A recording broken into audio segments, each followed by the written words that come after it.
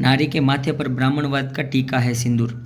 जैसा कि हमने जाना, विश्व के किसी धर्म ने सिंदूर जैसे जहरीले पदार्थ को धार्मिक पूजा पाठ की सामग्री के रूप में महत्व नहीं दिया।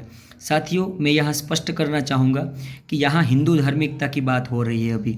हालांकि हजारों साल पहले धर्म शब्द प्राकृतिक स्रोतों के लिए उपयोग में लिया जाता था। आज उसे हिंदू, मुस्लिम, सिख, ईसाई, पारसी के लिए सीमित कर दिया गया। आगे बढ़ते हैं। सिंदूर को धार्मिक भावनाओं से जोड़ने का काम सर्वप्रथम इस देश के हिंदुओं ब्राह्मणों ने किया और बाकायदा अपनी पूजा पाठ की सामग्रियों में सिंदूर को महत्वपूर्ण स्थान दे दिया। सिंदूर के प्रति लोगों की धार्मिक भावनाएं जगाकर उसे चमत्कारिक बना दिया गया।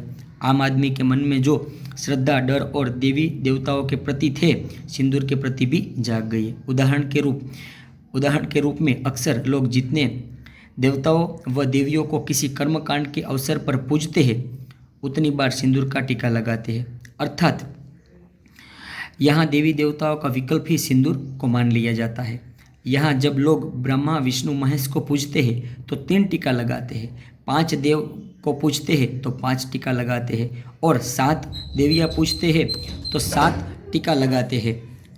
यह टीका किसी पूज्य स्थल पर, किसी देवता के स्थान, घर के दरवाजे अथवा जब कोई मूल्यवान वस्तु हिंदू लोग अपने घर लाते हैं तो उस पर लगाकर उसे देवी देवताओं द्वारा प्रतिरक्षित कर देते हैं। सिंदूर के देवीकरण के कारण ही हिंदू धर्म में विश्वास रखने वाला कोई भी व्यक्ति उसे अपने पैर से नहीं छू सकता।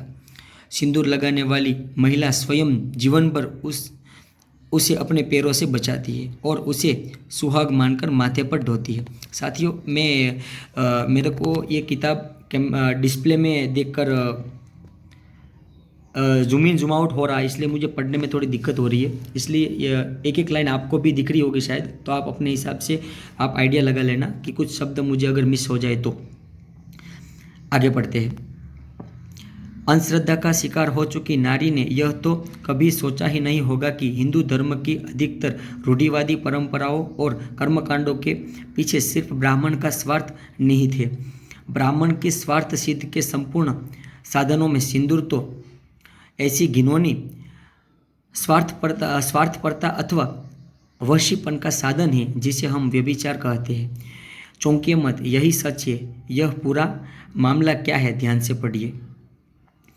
ब्राह्मण गृहस्थ हो, देवता हो या ऋषि आदि, इसके व्यभिचार की पराकाष्ठा थी।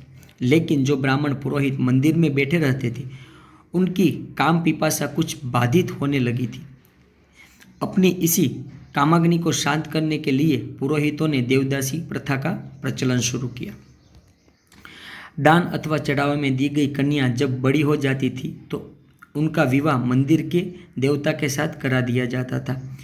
पत्थर के देवता तो उन युवती के पति होने में असमर्थ होते थे, लेकिन मंदिर के ब्राह्मण पुजारी अपनी अपनी कामाग्नि को जी भर बुझाते जलाते थे।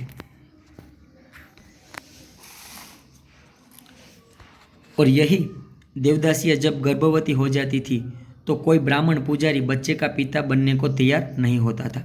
देखो साथियों, जब यही ब्राह्मण किसी लड़के के साथ शारीरिक संबंध बनाता था तो जब वो गर्भवती हो जाती थी तो फिर वो खुद को उसका बाप बोलने के लिए तैयार नहीं होता था। देवदासियों की ऐसी ही संतानों को हरिजन कहा गया। यही हरिजन नाम गांधी ने इस देश के एक बड़े जनसमुदाय को दे दिया। देखिए साथियों, मूर्खता की भी कोई हद होती है। हालांकि इनका कहना ऐसा था कि हरि शब्द का मतलब ईश्वर और भगवान होता है और जन शब्द का मतलब इंसान, जन होता है। ठीक है, तो ईश्वर के लोग, ईश्वर के संतान। ठीक है, तो ये लोग एक समुदाय को ईश्वर का संतान बोल रहे हैं। तो हमारा तो कहना ये है कि धर्म के किताबों के अनुसार ब्राह्मण तो ब्रह्मा के मुख से पैदा हुए, तो सबसे पहले तो हरिजन उनको बोलना चाहिए। ठीक है, अगर कोई एक समुदाय को आप हरिजन बोल रहे हो, अगर एक समुदाय कोई ईश्वर का संतान है तो क्या दूसरे समुदाय तो फिर राक्षस की संतान हुई? सीधी बात है। आगे बढ़ते हैं। विषय की तरह ध्यान मोड़ते हुए यह बताना चाहूँगा कि स्त्रियों का देवताओं से विवाह करवाते समय इसी सिंदूर का प्रयोग किया जाता था। यहाँ यह बात ध्यान में रखिए कि इस समय तक विवाह के समापन के समय स्त्री की मांग में सिंदूर नहीं भरा जाता था। संस्कार करवाने वाला पुरोहित दूल्हे देवता को सिंदूर का टीका लगाता था और दुल्हन देवदासी के माथे पर भी टीका लगाता था। इसके साथ आवश्यक कर्मकांड के द्वारा विवाह संपन्न हो जाता था और स्त्री को देवदासी की उपाधि दे दी जाती थी। देखिए साथियों, देवदासी हमेशा ही सिंदूर का बड़ा सा टीका अपने माथे पर लगाए रहती थी। इस टीके से ही आम जनता में उनकी पहचान होती थी। लोगों के बीच उस देवदासी को विशेष स्थान प्राप्त होता था और आज भी ब्राह्मण विधान के अनुसार सिंदूर एक हिंदू स्त्री को अलग पहचान देता है। स्पष्ट कहना चाहूँगा कि सिंदूर का टीका करने वाली देवदासी मंदिर के सभी ब्राह्मण पुरोहित की रखेल होती थी और वही सिंदूर आज एक विवाहित स्त्री लगाएगी तो क्या यह सिंदूर उनके माथे पर ब्राह्मणवाद का कलंक नहीं होगा? साथियों, हालांकि हमारी बहुत सारी लेडीज़ ये चीज़ करती है, हालांकि उसको मालूम नहीं होता और उनको सच्चा इतिहास बताया नहीं गया, इसलिए शायद वो ऐसा कर रही है। पर ठीक है, ये किताब की एक एक लाइन पढ़ के आप लोगों को सुनाने का हमारा यही उद्देश्य है कि हमारे बहुत भाई बहन के पास किताबें हैं, कुछ भाई बहन के पास नहीं है, तो वैसे लोगों तक ये किताबों की सारी चीज़ें पहुँचे। आपने पूरा वीडियो देखा, उसके लिए थैंक यू। और अंत में तो मैं यही कहना चाहूँगा कि अरे मूर्ख, मत पूछ किसी को जाति और उसका वंश।